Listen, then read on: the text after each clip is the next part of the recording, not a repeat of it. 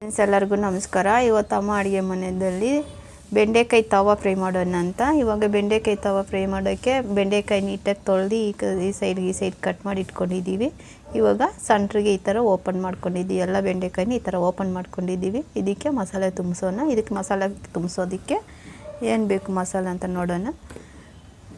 ಇದು ಬಂದುಬಿಟ್ಟು ಶುಂಠಿ ಬೆಳ್ಳುಳ್ಳಿ ಪೇಸ್ಟು 1 ಸ್ಪೂನು, ಮತ್ತು ಖಾರ ನಮ್ಗೆ ಎಷ್ಟು ಬೇಕು ಅಷ್ಟು ಖಾರ, ಅದಕ್ಕೆ ಖಾರ, ಮತ್ತು ಆಯಿಲು,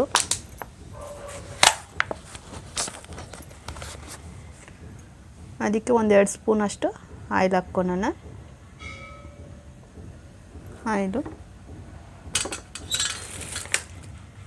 ಇದೆಲ್ಲ ಸೇರಿಸಾದ್ಮೇಲೆ ನಾವು ನಿಂಬೆಹಣ್ಣು ಒಂದು ಸ್ವಲ್ಪ ನಿಂಬೆಹಣ್ಣು ಇಸ್ಕೊಳ್ಳೋಣ.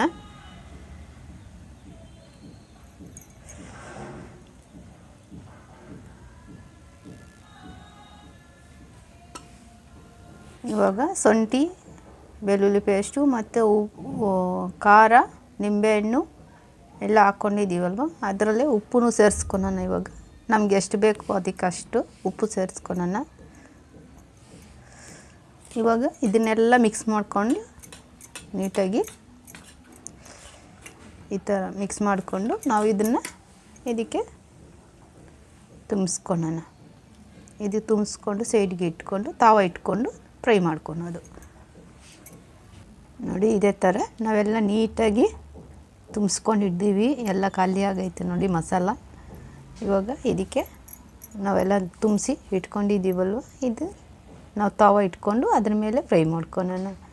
ಇದಕ್ಕೆ ಜಾಸ್ತಿ ಆಯಿಲ್ ಏನು ಹಿಡಿಯಲ್ಲ, ಸ್ವಲ್ಪ 1-2 ಸ್ಪೂನ್ ಆಯಿಲ್ ಹಾಕ್ಕೊಂಡು ಇದನ್ನು ಫ್ರೈ ಮಾಡ್ಕೊಳ್ಳೋಣ. ಇವಾಗ ತವ ಇಟ್ಕೊಂಡಿದ್ದೀವಿ. ಇವಾಗ ಆಯಿಲ್ ಹಾಕ್ಕೊತಾ ಇದ್ದೀನಿ.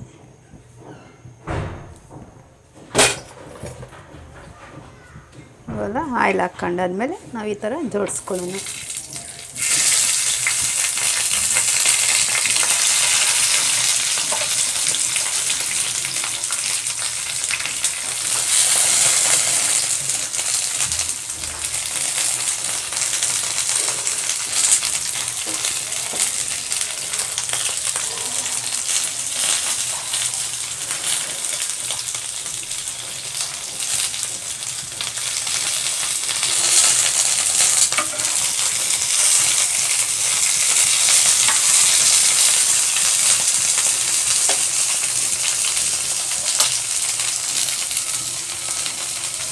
ನೋಡಿ ಈ ಥರ ಫ್ರೈ ಆಯಿತು ಬೆಂಡೆಕಾಯಿ. ತುಂಬ ಟೇಸ್ಟ್ ಇರುತ್ತೆ, ತುಂಬ ಚೆನ್ನಾಗಿರುತ್ತೆ. ಯಾರಾದರೂ ಮಕ್ಕಳು ತಿಂದಿರೋ ಇರೋರು, ಇಷ್ಟಪಡ್ದಿರೋ ಇರೋರು ಈ ಥರ ಮಾಡಿಕೊಟ್ರೆ ತುಂಬ ಇಷ್ಟಪಟ್ಟು ತಿಂತಾರೆ.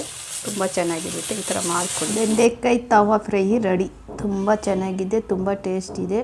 ಪ್ಲೀಸ್ ಲೈಕ್ ಮಾಡಿ, ಶೇರ್ ಮಾಡಿ, ಸಬ್ಸ್ಕ್ರೈಬ್ ಮಾಡಿಕೊಡಿ ಪ್ಲೀಸ್.